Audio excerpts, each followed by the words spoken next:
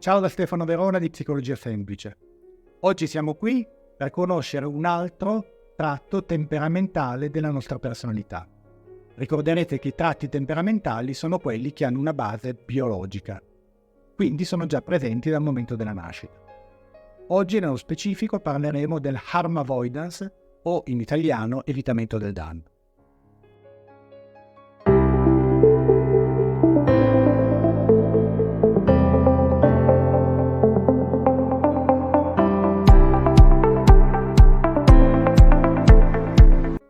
È curioso sapere che questo tratto è particolarmente visibile attraverso dei macchinari super tecnologici che oggi abbiamo, che ci consentono di vedere le caratteristiche del cervello in dettagli assolutamente precisi.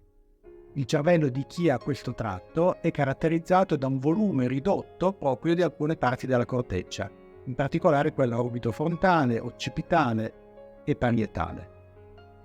Ma vediamo che tipi sono questi soggetti?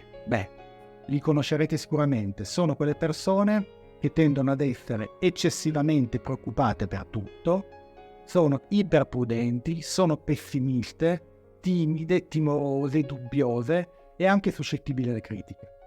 Queste persone hanno paura dell'incertezza, si preoccupano in anticipo, sempre e comunque, e cercano costantemente di avere sicurezza da parte degli altri.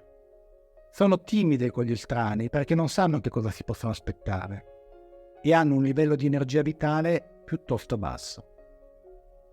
Dato che sono alla continua ricerca di sicurezza e approvazione, il loro cervello, per calmarle, genera una eccessiva produzione di serotonina.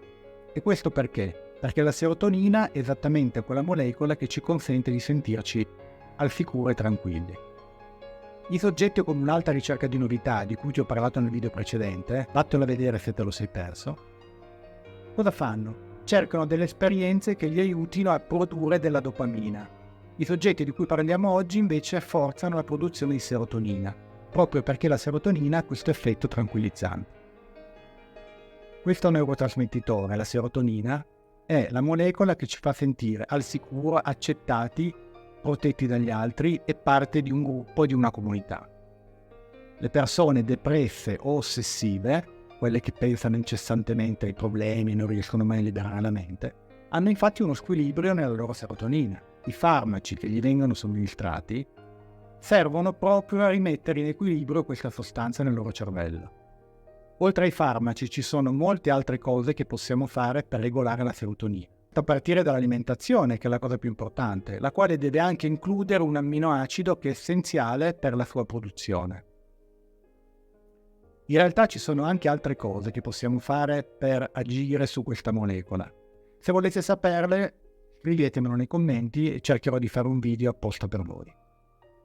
Anche in questo caso capirete che quando incontriamo una persona particolarmente insicura o timida, che tende a rimuginare, a pensare troppo, siamo tentati di dare la colpa a degli eventuali rigidi modelli educativi. In realtà dobbiamo dire che questi rigidi modelli educativi, che molte volte ci sono riusciti ad attecchire in quella persona solo grazie alla sua predisposizione biologica, che aveva da bambino. Ma parliamo anche di quelle persone che hanno un livello di evitamento del danno al minimo. Sono quelle persone che conosciamo e che noi diciamo quello lì non si fa dei problemi per niente, è audace, coraggioso, si lancia, si butta. Il motivo per cui riescono a fare tutto ciò è che non sono guidati nella loro vita dalla paura. E questo è dovuto al fatto che non hanno una reazione neurofisiologica iperattiva al pericolo. Come sapete, alcune persone hanno forte ansia, agitazione, accelerazione del battito, sudorazione, altre rimangono totalmente imperturbabili. Questo è dovuto alle amigdale, che sono delle piccole porzioni del cervello che sono responsabili di far partire le reazioni di pericolo. Dobbiamo dire che molte volte non sono le situazioni esterne pericolose a preoccuparci, ma quasi sempre sono i nostri pensieri. Chi ha un evitamento del danno a un livello minimo non è solito tormentarsi con preoccupazioni anticipatorie e logoranti. Sapete cosa dicono queste persone? Se ci saranno dei problemi li affronteremo. Sembra facile per loro. Questo modo di vivere e di pensare è assolutamente preferibile e dobbiamo sapere che si consolida grazie a dei genitori tendenzialmente incoraggianti e poco ansiosi. Perché l'ansia si impara specchiandosi negli occhi dei genitori. Ma anche se il papà e la mamma non ci hanno trasmesso le loro ansie, il cervello potrebbe essere predisposto biologicamente a reagire in modo troppo intenso al pericolo. Al contrario, se c'è una base temperamentale particolarmente favorevole, anche se abbiamo avuto dei genitori un po' inadeguati su questo piano, potremo accorgerci da soli che preoccuparci troppo è solo un modo per rovinarci la vita. E con un po' di esercizio ci riusciremo, anche facilmente. Capirete che è una cosa buona avere un evitamento del danno non troppo alto, ma neppure averlo troppo basso è una gran fortuna. L'obiettivo non è diventare delle persone incoscienti, incapaci di valutare il pericolo.